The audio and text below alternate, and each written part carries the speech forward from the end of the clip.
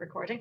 Welcome everyone. My name is Ciara Talon. I am a career coach and recruitment specialist with Chartered Accountants Ireland. So my role, along with my colleagues, is here to facilitate career coaching, development, and recruitment service for all members. So generally, we start when you've just qualified. So I know for some of you, we've probably seen you at conferrings, or we may have met you prior to your FAE or just afterwards. So we will meet you from here right up to retirement and beyond. We still meet a lot of members who are looking for non-executive roles, so it goes quite far into the later stages of your career. But my role primarily is to meet newly qualified members. Now, I do appreciate that even when I meet members, even through referral, they will come in and say, we've never heard of the service, we didn't know you existed. So I suppose what I'm encouraging you to do today is, if you feel this session has been of any benefit to you, to just spread the word, because our role here is to support as many members as possible. So just a brief outline of where I'm coming from. The reason we wanted to record this was really so that everyone has it as a bank to fall back on at any stage of your career. It doesn't always have to be newly qualified. But I tend to say the same things and have the same types of conversation every day. And they go along the lines of, Ciara, I'm newly qualified, looking to move or to look at where I'm going next, unsure where that is, but I've done about 3 or 4 interviews and I'm not having any success. So first and foremost, I'd say, try not to do any interviews until you have an idea of what it is you want to do. I would encourage you and discourage you from using interviews as a practice ground. Dublin is very small, Ireland is very small, and the market is particularly small. So what you don't want to do is have your name out there or have interviews for roles that maybe you're not qualified for just yet, but you're potentially interested in the organization. So I would say to you, don't spend your time doing that with really good companies, which potentially could risk not getting an interview at a later stage where you are positioned well for the role. Come talk to us. We carry out mock interviews. The service and all the services that we provide here with the team are part of your membership. So I just encourage you to use it over and over again as much as you can. So that's where the context is. I thought, well, okay, let's get out there. Let's encourage everyone to do the research first. Find out a little bit more about yourself, what you've loved about the role to date, what you've loved about your training contract, what particularly maybe you didn't like, and work from that before you go out, because with the best will in the world, a recruiter or ourselves can only help you if you have an idea of what it is that you want to do. And so rather than frustrate the process, frustrate them and frustrate yourself, I see time and time again members who come in and they're exhausted from looking for a role or looking to change because they've been unsure of what they've wanted. They've gone for lots and lots of interviews, had lots of conversations, and then you know your energy drains, your interest can wane a little bit as well. You can get a little bit despondent. So to avoid all of that, put the legwork in now in finding out your passions, your values, your skills, your strengths, which can help you then tailor the applications that you submit, tailor the roles, and identify a sort of short list, I suppose is the best word, the roles that you want to go for and want to apply for. So you'll be doing less interviews, they'll be more productive, and they'll be better for you and a better fit, hopefully. So on that note, I have a mouse here now, I'm going to move on slides. Okay, so the objective of today is really just to talk a little bit about SWOT analysis. What is it? How can you do that yourself? To help you appreciate where your skills and strengths are. And I'll touch a little bit on values and beliefs as well. Words and phrases I appreciate that are sometimes a little bit soft and not as technical as maybe you're used to talking about, but ultimately they come back to a sense of, what do I love about what I'm doing? You know yourself where you've an idea that it's not sitting right. Maybe it's a situation, maybe it's a team, a culture, an environment. Maybe it's the location, the distance, the salary, the benefits, or lack of. and you're not quite sure what it is, it's really just getting to the root of it, rather than making sweeping changes and find that you've just swapped one unhappy role for another unhappy role. So really, that's where we're trying to go to today. Help you sell yourself and your skill set. You've acquired fantastic skills and experience over the last number of years, and really just helping you to recognize that and then to sell it on as a transferable skill to others. I'm going to talk a little bit about what employers are looking for as well, and realistically speaking. Okay.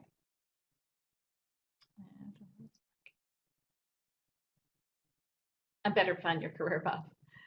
Sorry about this. I've forgotten I'd put in all the transitions. Okay.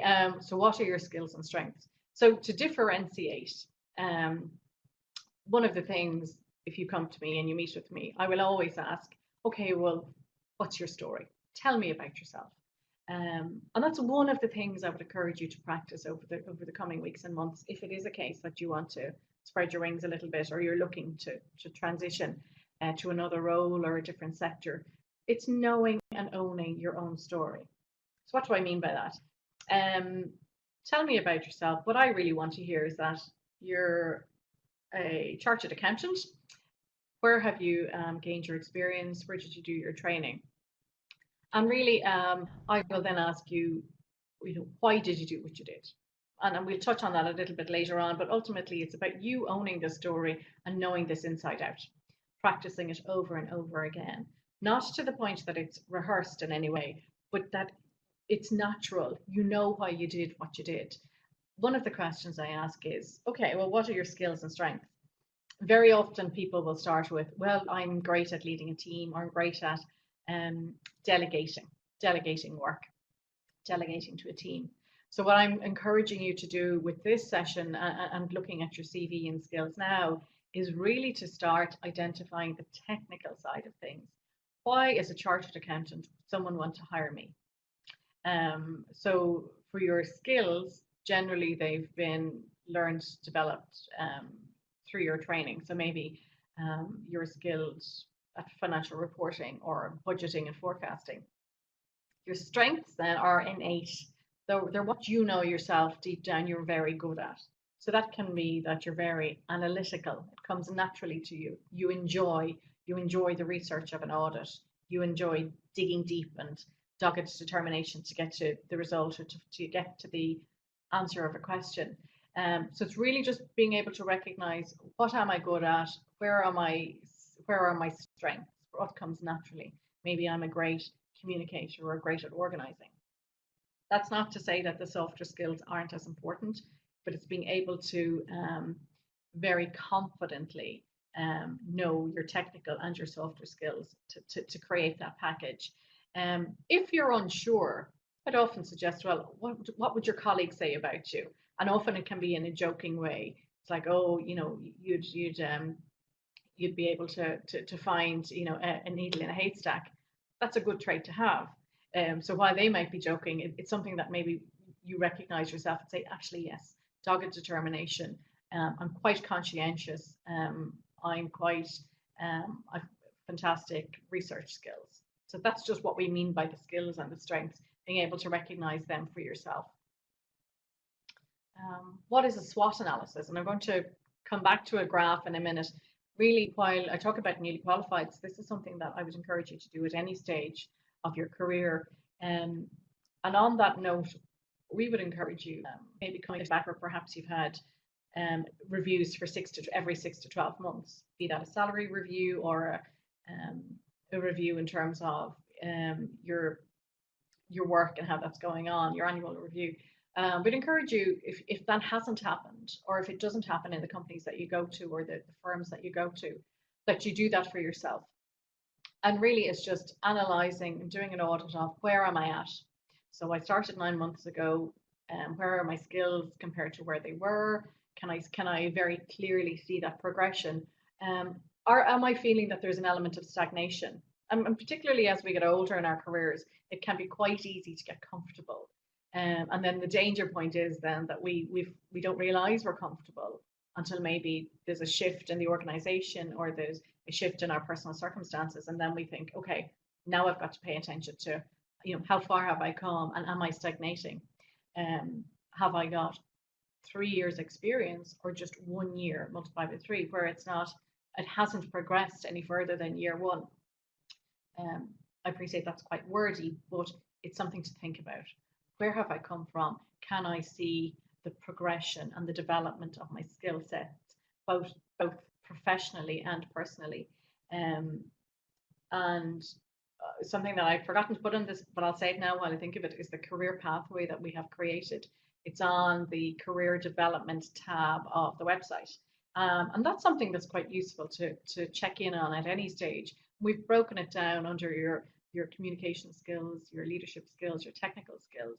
So at every stage, let's say it's 0 to 3 years, 3 to 6, 6 to 10, you can see really at this level, this is what's expected of me.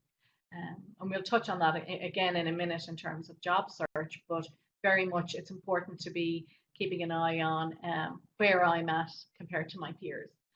To date, you've been pretty much following a route that's been quite structured, and that can change then after qualification. And those of you who are qualified in a couple of years will know that out there it can be less structured, and so it's about you taking ownership of this. So we'll go into the SWOT analysis in a minute. Sorry, I'm after doing something. So how to carry out a SWOT analysis on your experience. Sorry, I'm referring to notes because I don't have them in front of me. I'll cover that, and how to stand out from the crowd, and what employers are looking for, and errors commonly made. And they're just a couple of things that we're going to touch on at some over the next couple of slides.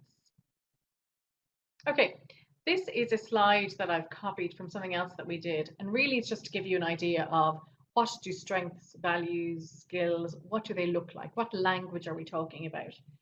This is just a sample. I would encourage you to go on and Google, or even go through your own CA diary, and you'll probably see a lot of the skills and strengths that you've developed. And on that note, I would encourage you to really maximize the use of the value of your CA diary. It's something that you've had to keep, I know that, over the last number of years, but it's a great starting point for a CV, and it's a great way to keep up a really good habit of capturing what you're learning, what you're doing, and the different projects that you've been involved in. So if you've been good at keeping your CA diary, this is a great way then to keep doing that as your career progresses. And what I talk about when I meet members is a living, organic CV. It's not that everything you're going to put into an application, but what you are going to do is capture it somewhere. So it's almost like your life story on paper. Capture everything you're doing, whether it's scribbling it down at the end of a week, the end of a month, end of a quarter. And I know some of you would be encouraged to do that anyway in work. It's a great way to see, if a conversation comes up or at an annual review, what have I achieved? What have I accomplished? By you taking control and ownership of this, you've captured it as you've gone along. It's much easier to remember than a 6-month or a 12-month review. We all forget something that could be quite significant because it's been so long ago, but it has a bearing on your skill set and the contribution you've made to the organization over the year. So I'd encourage you to do that as often as you can. So for example, let's say you're valuing inclusiveness, or you value responsibility. What does that mean? It means that if you were going to look for another role, you have identified the fact that these two things are important to you. So you'd like some responsibility in a role. And the reason that I would always encourage people to write this down on paper, and I have some career packs I can send out to you all actually who've registered for this webinar. Part of that is to question, what are my skills, my strengths, my values, my beliefs? Because if we forget about them, we go into a really nice role, which I call a shiny role, which sometimes isn't suited to what actually we want, but it's a name that everybody else says we should be going for. We land in a role and then we realize, you know what, there's actually no responsibility with this role. I'm not managing anyone, not managing a team like I have been doing. because I forgot sort of that is something that I love, or I forgot that's where I thrive in helping others. Um, and I hear that a lot from particularly recently qualified who enjoyed the mentoring of the juniors, delegating work, supporting others. So if you've enjoyed that, it's great to capture that on paper and remind yourself of that as you're applying for roles, or as you're looking for um, progression opportunities within an organization, to seek out those kind of things where you feel you thrive. Um, Examples of strengths then, just to remind me, let's say you're particularly strong on strategy, you're particularly strong on analytics. Again, it's capturing all of that to remind yourself, this is where I thrive and this is what I love doing. I will say to you that, like as I said, there are lots of different words there in different language that you can add to. These are all fluid.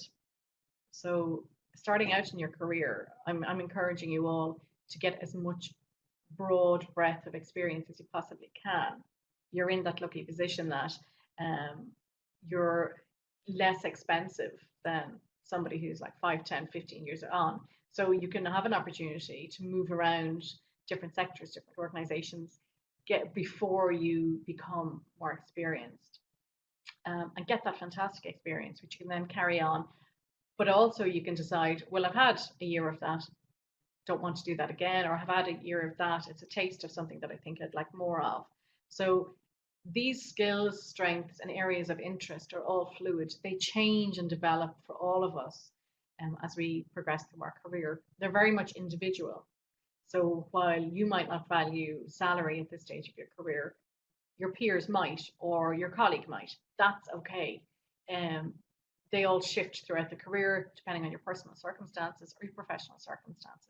So it was just to reassure you that it's okay to want what you want when you want it, and then to recognize that when you're seeking out roles that might help you achieve this. This is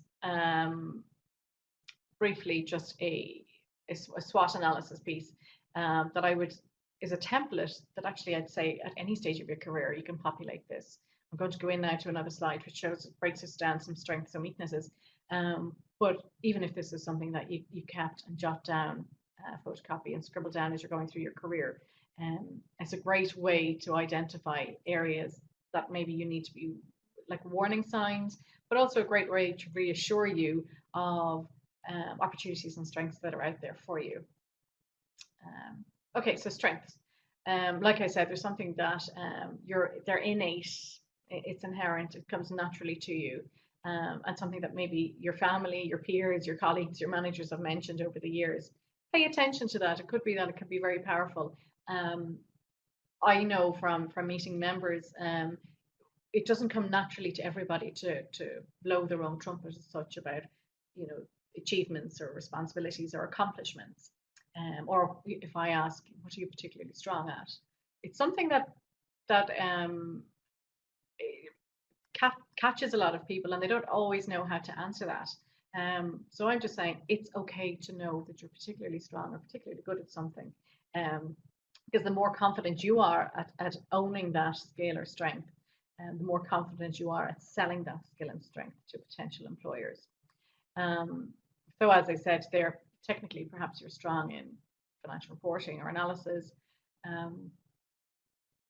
On the softer side, then you might have great leadership strengths and skills or project management, and combined they make a perfect package for a potential employer or peers or colleagues. And as I said, what's important is that you're identifying them firstly and then able to articulate them with a level of confidence. This is something I will encourage people if they are going for a mock interview and they've never interviewed before. And I appreciate that some of you won't have ever interviewed before. Often you fall into an internship, and then that links in then to your training contract.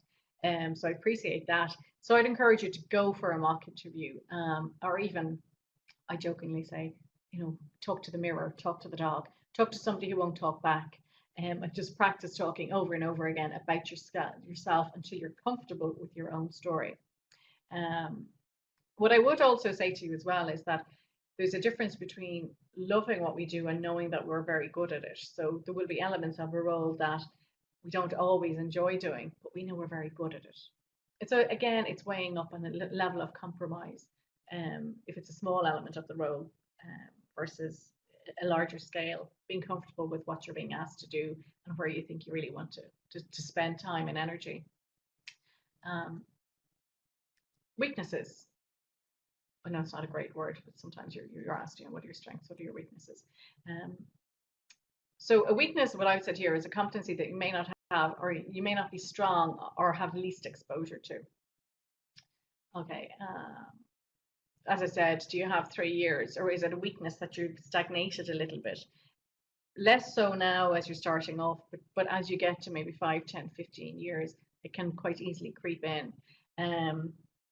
I know I mentioned a couple of weaknesses. It could be that in your training that you've only worked on one particular team. So I'd encourage you to just be aware of that. Not necessarily that you're going to do anything about it because it's gone, but that you're aware of that and that you're then looking to compensate in the coming roles and skills and strengths and training that you seek out. It might be that you're weak on systems because you haven't had huge exposure to it. And yet when you look at all of the job specs, or a lot of them, they're looking for an ERP exposure, SAP or Oracle, something like that. So it's not to say that you change your contract, but definitely that you're aware of it, you're compensating. And if there's still time to do something about it, get involved in a project and work. While I think of it as well, I would encourage you that if there's an opportunity before you think of leaving an organization, or before you leave your firm or your training contract firm, that you exhaust all options and possibilities there. It's a pity to leave a role because you're not doing what you love, to then find that in another team there was an opportunity to do that, but you didn't ask the question before you left. So I would just say exhaust all opportunities and options within your current organization for whatever that is.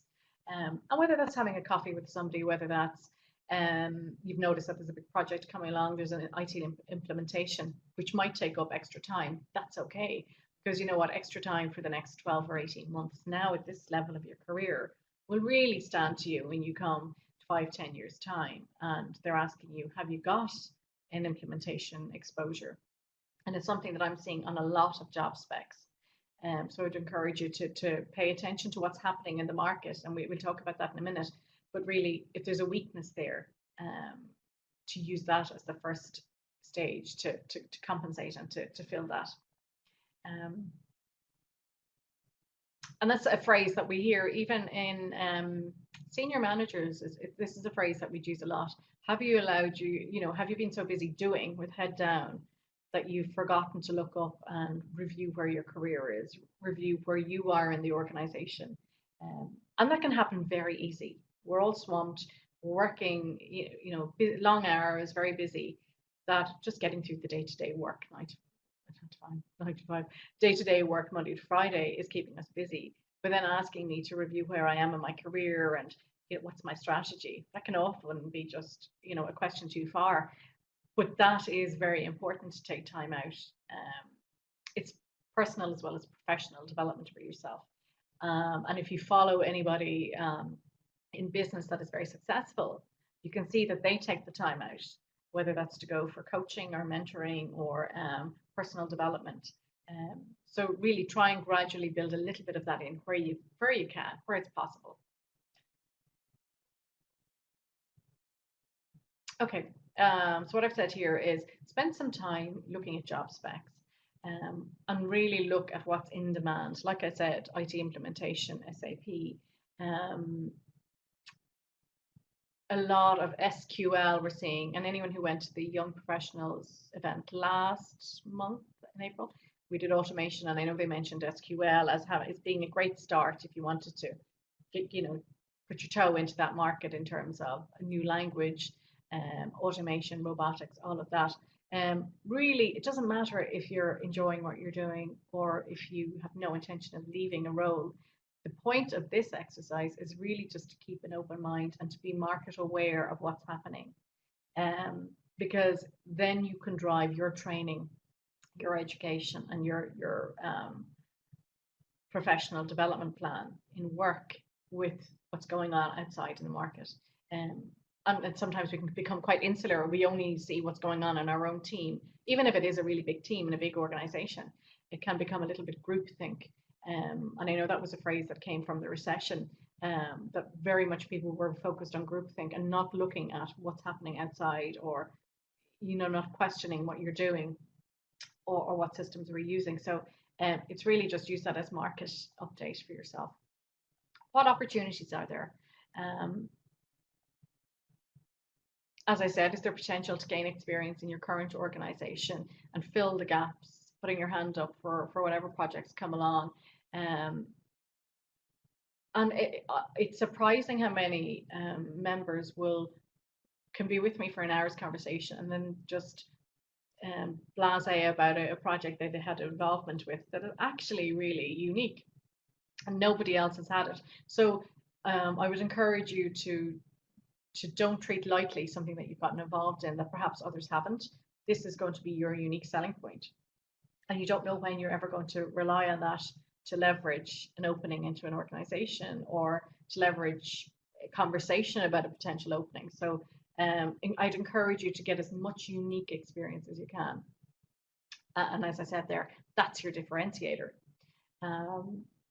If there are areas that you feel, you know what, I'm not going to get any other training in my current team, is there a way of doing something on the side? Can you spend a few hours in another team after work some evenings, supporting them with a project that doesn't interfere with your day job, but again is opening up a sideline and a sidebar for you that potentially could help you then exit the company if that's what you want to do.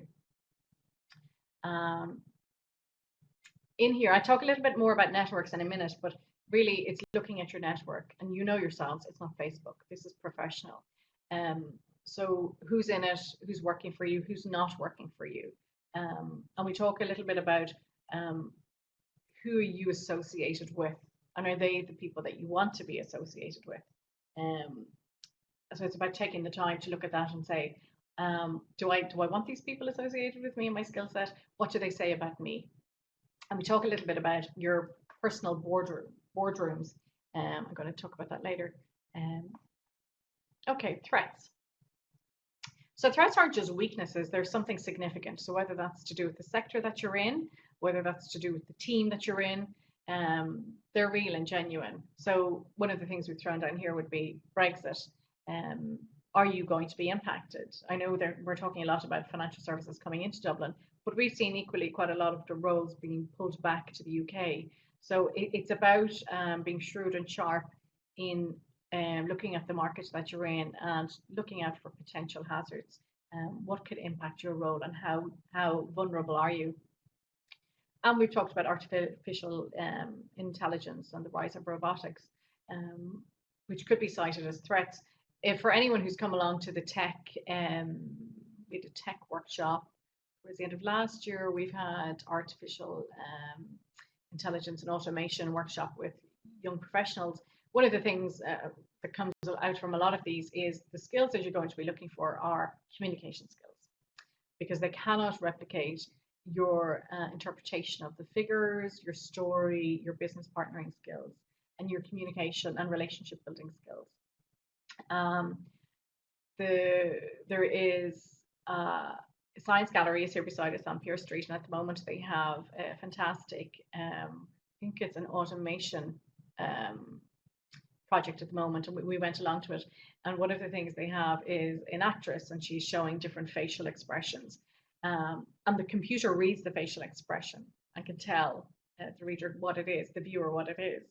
But actually, when she throws out some skewed, funny ones, the computer can't read it, can't tell if it's neutral or disgust or happy or sad.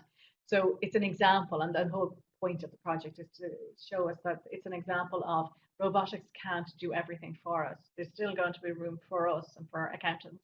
So it's just identifying those areas and maximizing your awareness of them, but also then using that as the stepping stone and the ladder for your training and your education.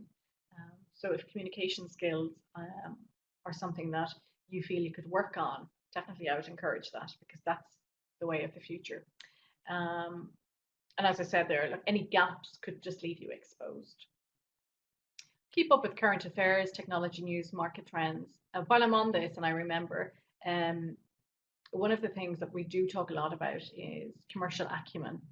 And by that I mean, what's your commercial awareness? How are you doing in terms of um, finding out what's and keeping up to date with what's happening in the market, not just what you're learning at work or not just what you see on the broadsheets, but very much, are you going out of your way to investigate further? Who do you follow on LinkedIn? Who's of interest to you?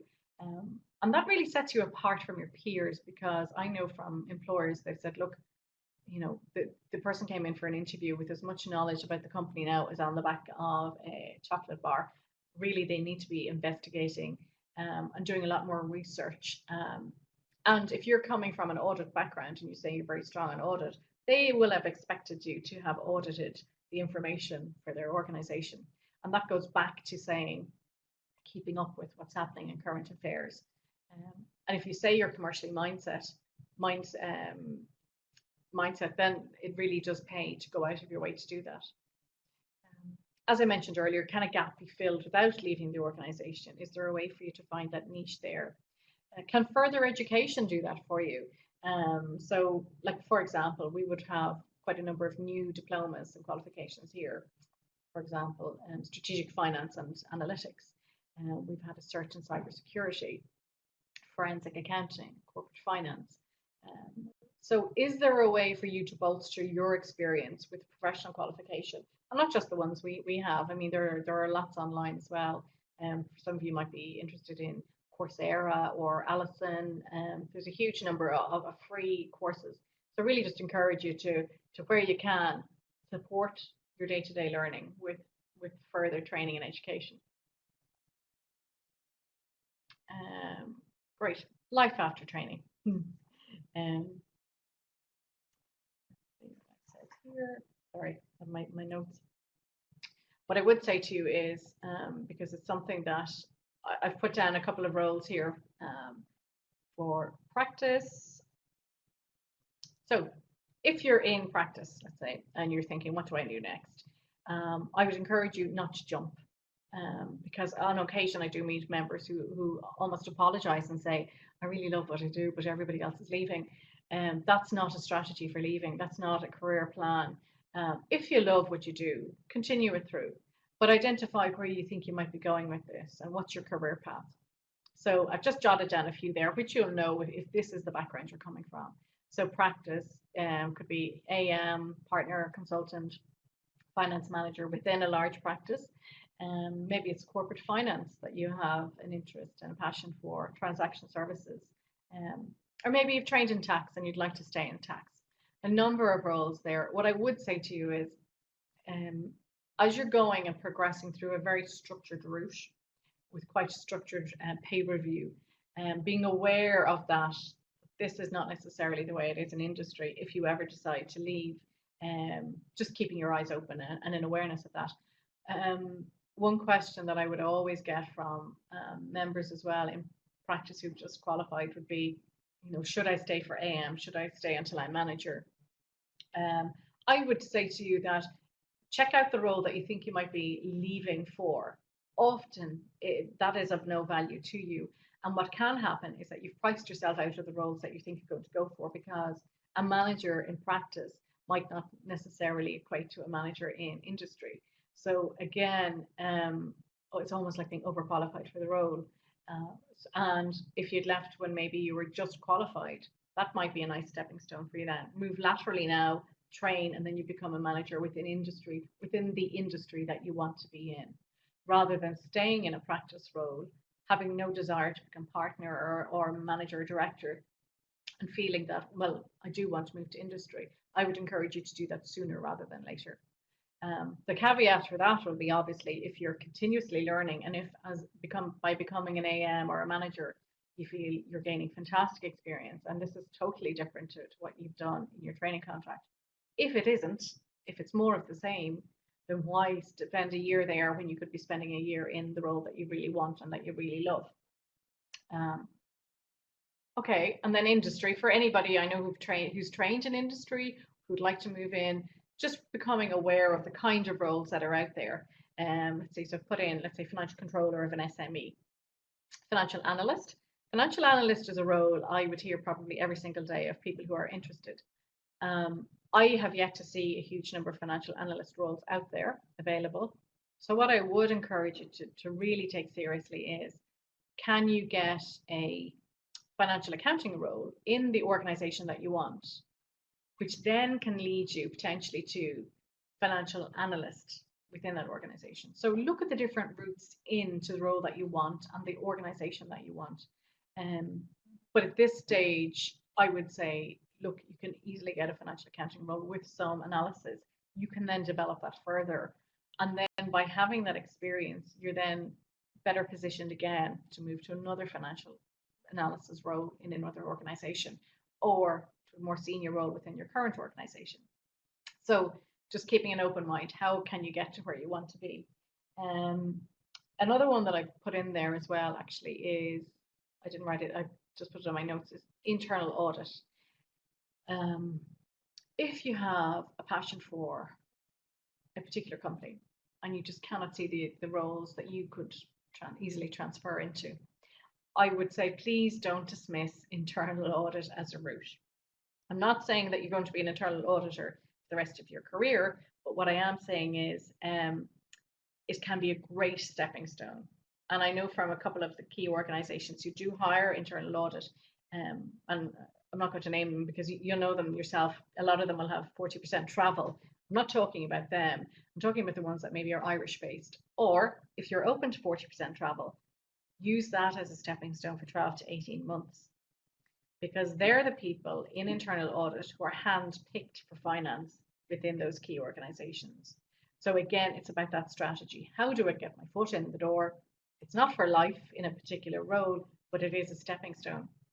So again, just consider that. There's a few options. And as I said, they're the kind of things I hear quite a lot when I'm meeting new members. Future proofing, what does that mean?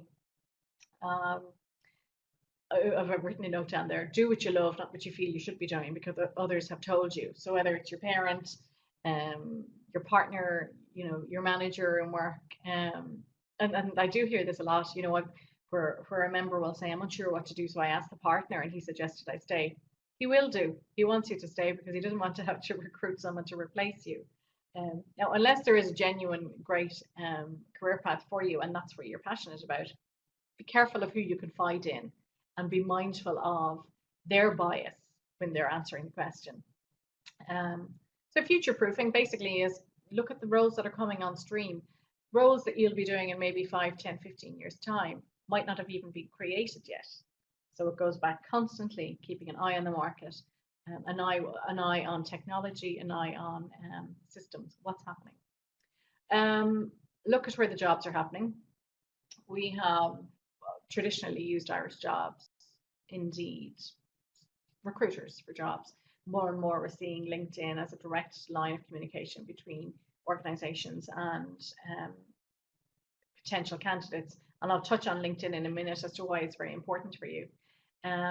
What I would say to you as well is I'd encourage you to keep an open mind when it comes to contract or project roles.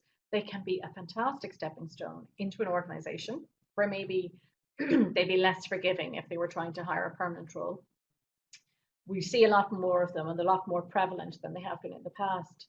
And also a contract role can fill a gap as such in training for 9 to 12 months. And then you're in a much stronger position to move into the role that you want and you're better equipped with the skills that you've just gained on that. So don't dismiss them if they do come along. They can be fantastic.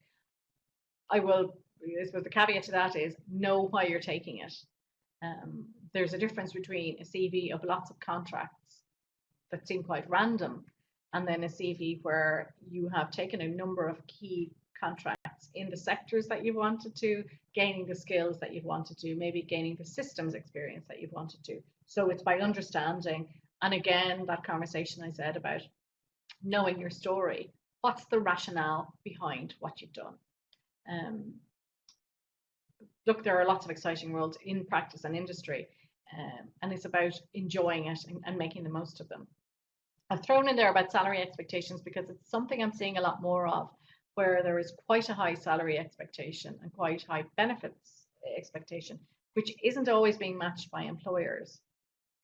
So yes, there is education to do with some employers that this is the market, but also there's a level that not everybody going through the same contract is going to get the same salary if they go to similar organizations.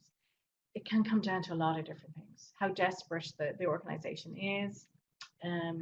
Also, if perhaps you've audited their accounts through your training contract, you're in a much stronger position to demand more. To command more.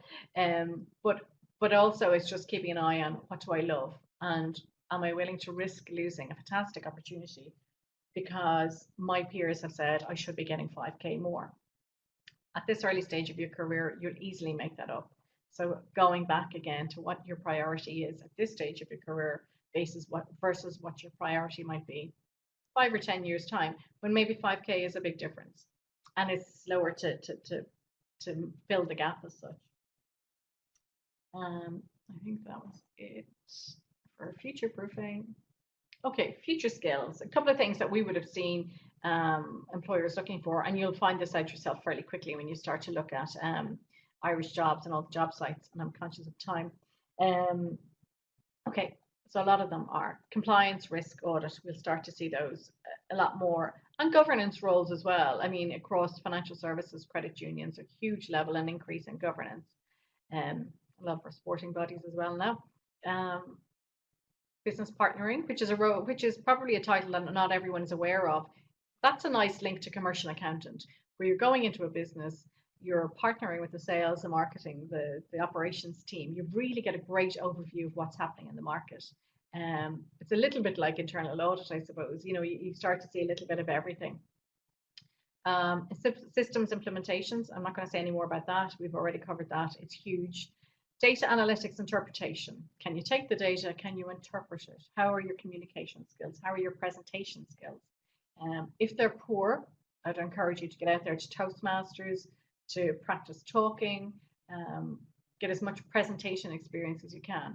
This doesn't all have to happen in the workplace. If you're involved in sporting organizations or scouting or any kind of outside activity, you can fill those skills gaps through that as well and bring them back into the workplace. And it's a nice way to sort of test it offside and bring it onto the playing field when it counts. Disaster recovery is something that I threw in there as well. And again, it's what knowledge, if any, do you have of these? And like communication skills I mentioned. Very briefly on personal branding and executive presence, we are running a young professionals event on the 16th of May in the Landmark, which is I think on the corner of Kevin Street and Wexford Street in Dublin, and that is on executive presence. And it's not so much how do you look, but it's like how do you show up in terms of your overall presence online, in person. What do you stand for? What are you known for? And it goes back to your skills and strengths a little bit. Are you the person who people run reports by because you're very analytical, you're very conscientious? How do you show up? Are you still a trainee or a professional? Sometimes, and I appreciate if you're coming sometimes from a smaller practice where you've stayed on, you can still be perceived as the trainee. So it's about really changing that perception for people. And how do you show up? You know, have you changed how you present yourself? Have you changed your professionalism? Joining networks and joining external groups can help that perception as well as not just being the trainee anymore. What does your CV and LinkedIn say about you? If I looked at your connections, are they of your peers, of people who are more senior to you, or of people who really aren't of any help and support if you were looking for a role? And what are you best remembered for? We'll come back to that a little bit in a minute. So linking in with this is sort of standing out from the crowd, and I'd encourage you like that. How are you perceived? How do you show up? What's unique about your experience? How's your package as such in terms of your LinkedIn, your CV, how you present at meetings, how you speak up, how you don't speak up? What relationships do you foster within your organization, with outside your organization? For example, we have young professionals. That's a committee which I'd encourage you to get involved in. there's Junior Chamber Ireland, there's Chambers Ireland, lots of different activities, Toastmasters. Um, so who do you develop your relationship with that can help you as an individual, but also help your organization? And they can be invaluable. Um, One of the things I've written down here is, are you a thought leader? Um, so at a later stage in your career, often I have this conversation with members who are very good at what they do, but have never written about it. And so I would suggest and encourage that you, as much as possible, use LinkedIn, for example, to write about experiences you've had. Maybe it can be something quite technical, but getting your name out there as a thought leader or subject matter expert on this can be invaluable to you, because it's not that you just show up one day and suddenly announce you're a consultant. By always fostering that in the background, through very small ways, people can recognize you in that space, and it can be very, very powerful for you. Very briefly, what do employers want to see? Energy, interest, and enthusiasm.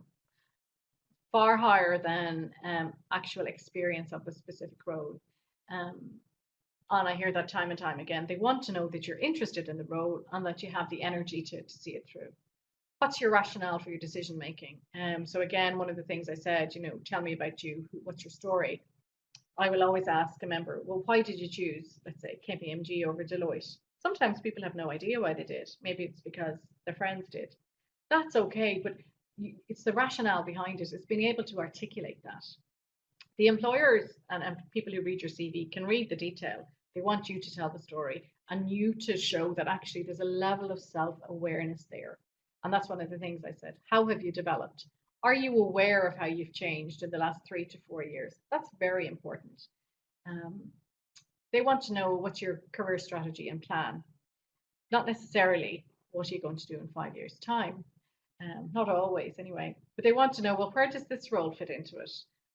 And occasionally that can catch out a candidate where they think they're highly skilled for the role, but they've no way of articulating why this role fits into the career plan. And that can be very off-putting for an employer, because they're unsure, are you going to be here for a year? Are you using this for 6 months to get knowledge, data, information, and move on? By reassuring the employer that you're here for, that you're going to invest as much as they're going to invest in you, that can create that good relationship. And I talked about a business and commercial acumen. Do you know what's going on in the world outside of your immediate organization? You'll be able to talk about your strengths and skills after today. Why should they hire you? How does the role fit into your overall plan? One of the things I talk about in terms of a career strategy for members is working backwards. So if you tell me, Kira, look, I'd like to become financial controller at some stage. Okay, I'd encourage you now to go online and look at those roles. What's required? How are you going to get there? And work backwards. That can be quite powerful, because now what you have is a plan. So you know that in 8, 15, 20 years' time, when you want to position yourself for a specific role, you've been working towards that because you've kept an eye on the job specs along the way. So you identify the gaps, you fill them along the way. What is set in stone for you? And that can be important as well. If you have a house in Sligo or a land in Sligo or Leitrim, then trying to carve out a career in funds might not be the best strategy if you want to ever go home and live there and create a business for yourself. Maybe by the time you do that, it will be. But for now, it's keeping an eye. Well, in Galway, it's medical devices. In Cork, it's pharma. In Limerick, it's financial services. So keeping an eye on what's happening when I go back home, if I think I'm definitely going to do that. Learn from everything you're doing. Every project, every interaction is a learning point, and it's the antenna of becoming aware of that. And surrounding yourself with key people who can help you to do that. Okay, just as a quick roundup, what I've said there is really just to begin to take ownership of your own future, take control of this. As I said, you give all the power to a recruiter because you're unsure about what it is you're going to do. You're going to end up exhausted going for lots of interviews for something that you've no interest in, rather than standing back, taking the time to really, really investigate what it is you love. And as I said, that can change in 5 years' time. That's okay. Become aware of the skills and strengths as they develop. Again, it's capturing it all on paper, being aware of what's going on around you and what you're learning. Think of your career as a marathon, not a sprint. which is a really cheesy line, which I use quite regularly because I do see that a lot with members who will come into me and say, just qualified, I want to become FC in 5 years, how do I get there? I admire your ambition, but look at all the life experience that you're not getting. And if you think of yourself in 5 years' time, what have you learned compared to your peers who maybe take 10 or 15 to get there? If you're a manager in 5 years, or a director or an FC or CFO, you will have a team of people reporting to you. How can you equip them without life experience? So just being mindful of the bigger picture. Find your unique selling point and differentiate yourself. Empower yourself. Know what's happening in the market. Keep your eyes and ears open. Also, one thing I didn't mention there, but actually I'm conscious of it, is a mentor. So it's one thing, you having a mentor now at this early stage of your career, which I would really encourage you to do. And again, it's on the career development tab. But also being mindful that when you're experienced and you're going through your career, you have a huge amount to share with others. So get involved again and become a mentor to other people. And that's a two-way process, because you're sharing your experience, pitfalls, what I wouldn't do again. But also you're keeping an eye on the guys coming through who have new experiences, new companies, new skill set. So it's a great way for you to keep abreast of what's happening with them as well. So as I said, know your story inside out, who you are, why you did what you did. I think that was it. Everything that I'm going to talk about. Two things. Open to any questions, and then there's a survey that I've just been asked to put at the end when we're finished. So I hope that's been helpful. I'll email you out a couple of those career packs that I mentioned, which are great just to touch base with, what do I love? Any questions from anybody? Alison, you're typing.